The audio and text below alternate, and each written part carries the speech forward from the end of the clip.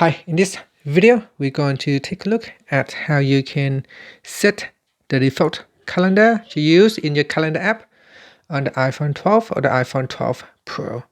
So first, let's go back to your home screen by swiping up at the bottom of the screen. On the home screen, tap on Settings. Then in the Settings page, you want to go down and tap on Calendar. So we go down and tap on Calendar. Next, in here, you want to go down and tap on Default Calendar. And in here, you want to select the calendar that you would like to use at the default. So let's say I want to choose this calendar here at the bottom as the default.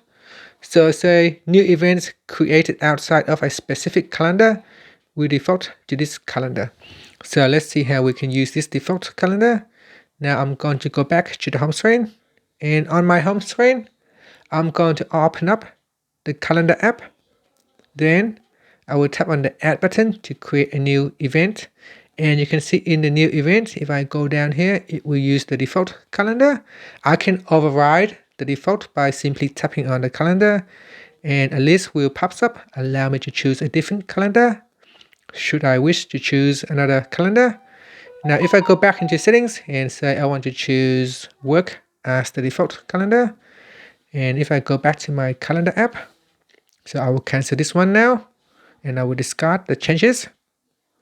Now if I tap on the add button to create a new event, you can see my new calendar is my work calendar.